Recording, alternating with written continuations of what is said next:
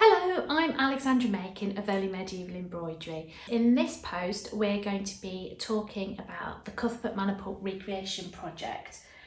In the last post I talked about how the project came about, what a maniple is and why the ones from Durham Cathedral, St Cuthbert's tomb, are so important. And we got up to the point where I'd applied and excitingly I'd received my Janet Arnold grant in order to carry on with the project. So the next step for me was to source the materials, which you think would be quite easy, and I did at the time. But this turned out to be a mini project in itself. In fact, originally in the application form to the London Society of Antiquaries, who run the Janet Arnold grant, I said that the project would take a year to complete. And I'm smiling because we're 3 years down the line and I literally finished it a couple of months ago. So, you know, that's the way it is. One of the reasons for this was it took a year to source the correct materials. And this is because I wanted to use materials that are authentic to the originals as possible. There are a number of reasons to this. Firstly, it's good experimental archaeological practice to do that. Secondly, we want to learn about how materials felt when they were worked, what they looked like when they were worked. And if you use materials that are not as authentic as possible, you get a different look and a different feel to what the early medieval embroiderers would have done. And this is because every fibre, whether it's making up material or thread, has its own properties. And these properties are affected by the way the fibres are processed. So for example, if you have, let's say, a wool thread and a little bit of it is hand spun and then another section is machine spun, the two will be slightly different because of the processes, the hand processing versus the machine processing. And the same can apply for dyeing the threads the right colours as well. And I suppose a good example of this is if you go to a shop and you buy a top, say in red, and you really like it, and then you want to buy it in another colour, let's say dark blue, sometimes you get them home and you think, oh, these don't feel the same. One looks thinner than the other. And sometimes that's down to just the dyeing process and the chemical reactions of the dyes on the threads. Therefore, for the project here, I felt that it was really important that we had threads that were dyed using natural dyes that were as close to the dyes that would have been available at the time in the early 10th century, using processes as similar as possible if that was possible, and using a gold thread that was as pure as the gold thread that the original embroidery is made out of, and not only that but also using handmade equipment. So these are the scissors that I use. These are made in Japan, but their shape and size are very similar, if not the same, as scissors that are found in archaeological excavations. So these were perfect. And then I also used a number of needles, you can see samples here, that are handmade as well. And this was to give me insights into how the embroiderers worked and how it felt when using this type of equipment. So this was all really exciting. Of course, the problem came when trying to source all of these amazing materials and equipment. So the first and the easiest form of thread to get, I was quite surprised about this, was the gold thread. The original gold thread worked on the maniple and the stole from the tomb of St Cuthbert is 99% pure gold, and it is made up by, it has in the centre a thin silk thread, it's red, and then the gold has been hammered flat and cut into strips and wrapped round that core thread. to make a gold thread of 0.2 millimeters in diameter. It's so fine. I approached a number of manufacturers who were all really willing to help, but unfortunately there were a number of issues with each one, which meant that I couldn't access or purchase the thread from them. However, I did find a source of Japanese thread, but it was being sold in America, and I put in the links below the link to their shop. A 99% pure gold thread wrapped around a silk core. Here it is, some of it. Here, it's beautiful. It's got a gorgeous glow to it. It is not wrapped around a core of red silk, it's wrapped around a core of yellow. Reason being that it's virtually impossible, if not totally impossible, to get gold thread wrapped around a silk core of red nowadays, which is a really interesting thing in itself, and actually raises up a number of questions of why early medieval weavers and embroiderers like to use gold thread wrapped around a silk of red. So that's something really interesting that I'm going to have to look into, and hopefully I'll be able to post about that in the future. So that was, as I said, the easiest thread to get hold of. Surprisingly, I thought that would be one of the hardest. The next stage was trying to source the silk thread. Now, Elizabeth Plenderleith, who I talked about in the part 1 of this series, she examined the Cuthbert Maniple and Stole at the British Museum, and her results, if you remember, are published in this huge volume here. She noticed that the silk was, as she thought, the silk embroidery was worked in 2 different types of silk thread. That the filling stitches, so these stitches here, which are worked in split stitch, were worked in an untwisted silk thread, which was fine, and then the outlines, which you can see around, particularly well around the head and the halo and the hands, were worked in a slightly thicker silk thread, which had a very slight twist. All the manufactured threads were either too twisted or too wide a diameter, and my saviour came in the form of Catherine, who I've put a link to her down in the comments as well. She's fantastic. She's got loads of resources and things for people, particularly if you're interested in medieval embroidery and recreating medieval embroidery pieces. She's brilliant. She had some silk threads that were fine enough and had no twist. It's really difficult to see this. I've got a close-up coming up now for you. There we go. Now, when she sent me these threads to sample, I discovered that in all probability, and this is how I worked the recreation, the filling stitches were worked in these lovely colours in one strand of the silk, and then the outlines were worked in 2 strands of this silk, which you could ply together as you were working it. And I found through working the samples that created a similar, if not the same, ply as can be seen on the original embroideries. So that was really exciting. That was one of the first discoveries that I made. But it raised loads more questions, which I'll look at in another post.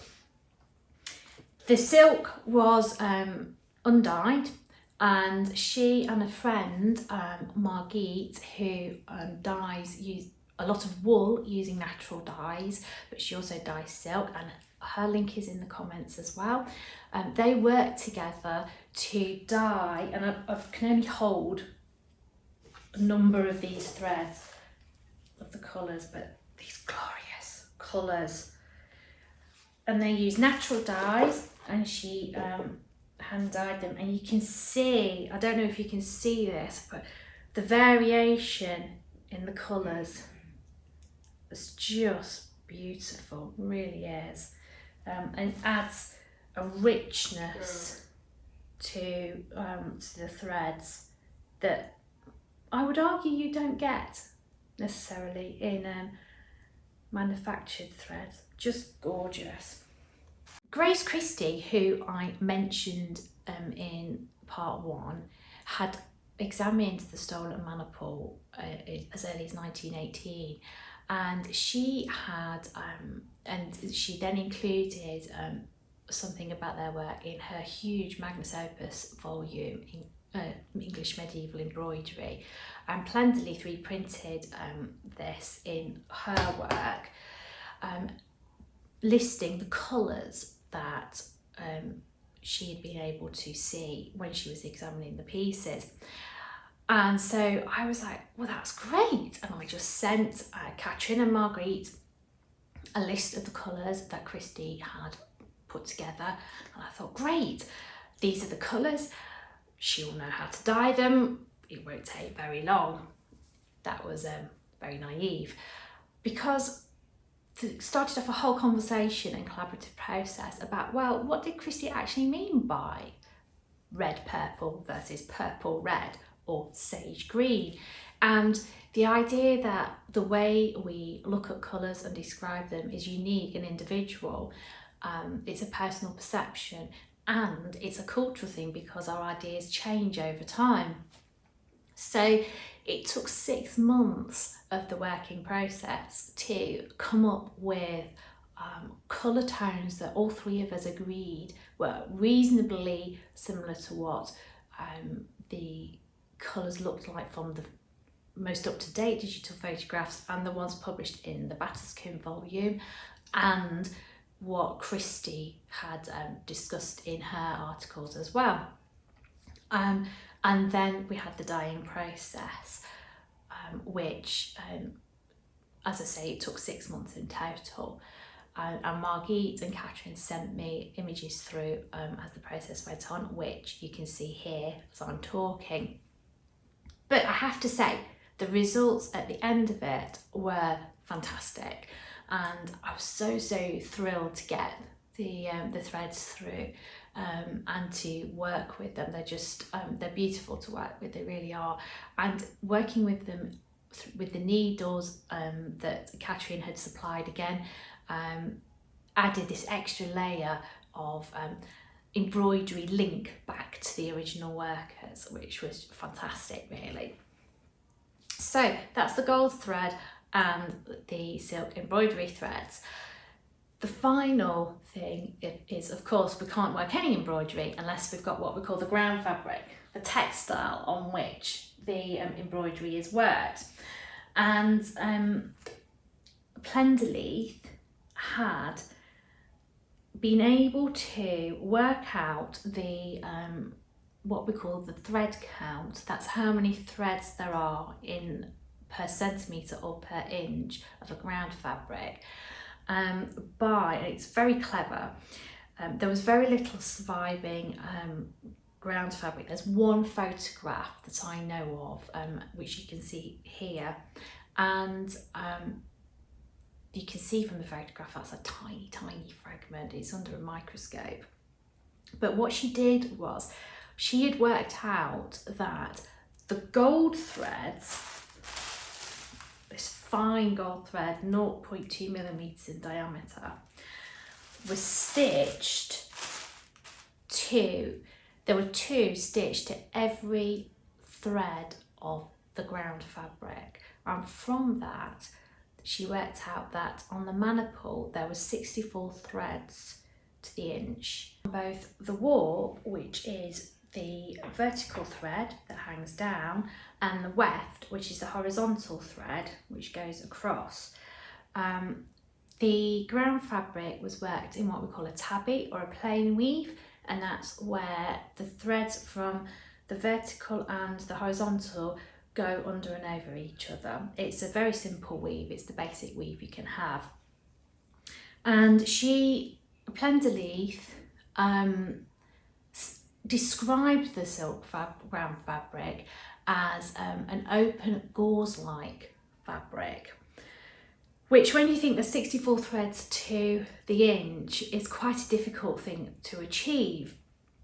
However, my amazing weaver, Elizabeth de Bourne, who weaves, well, it seems she's able to weave just about anything, including wool and silk. And again, I've put links to her down in the comments section. She's fantastic.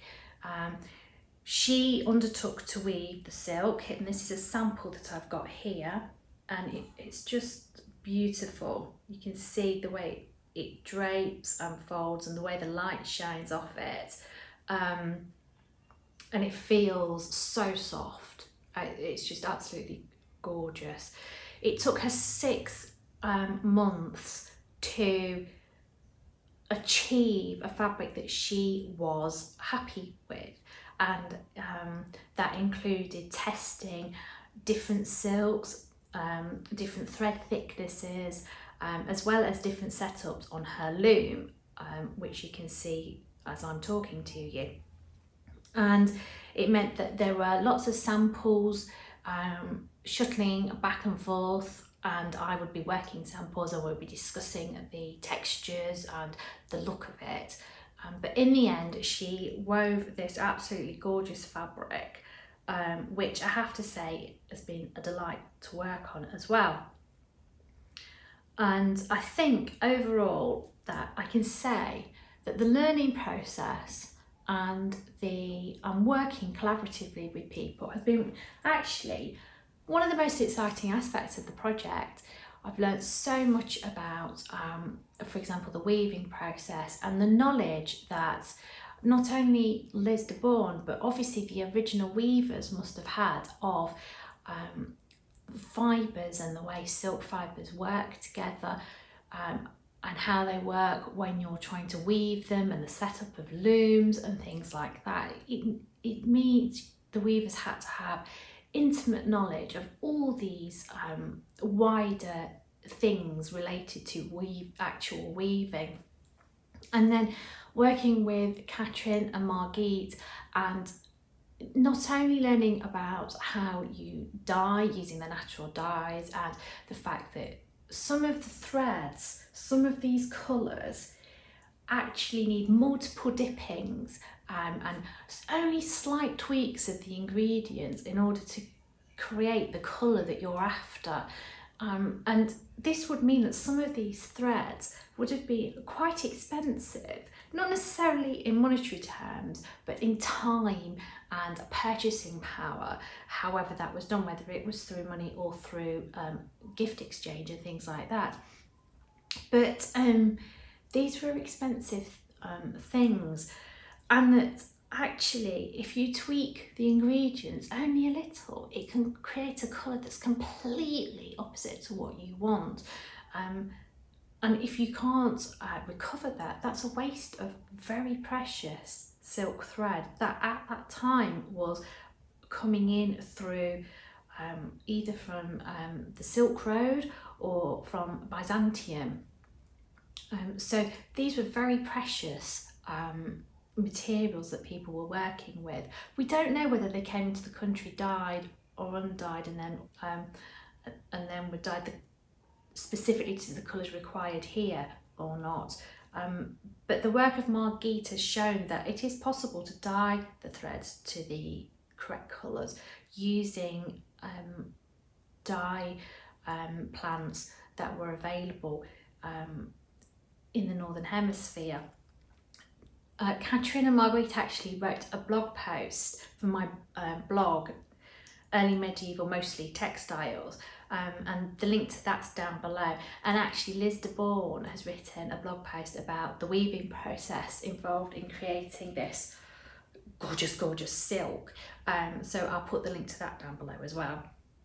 and that will give you more insights into their working processes and how we came up with the results that we did. So I think I will leave it there for today, and then in the next post we will look at the actual stitches, the embroidery stitches used. So we'll look at the goldwork couching, which is what we call surface couching, and it's in what we call a single bricking on the back, but a more elaborate form, a zigzag form on the halo. So we'll talk about that. And then we'll also talk about the split stitch fillings, 1 millimetre in length, these split stitches. We'll talk about the stem stitch outlines that are worked in the silk thread as well. So thank you very much for watching, and I'll see you next time. Bye!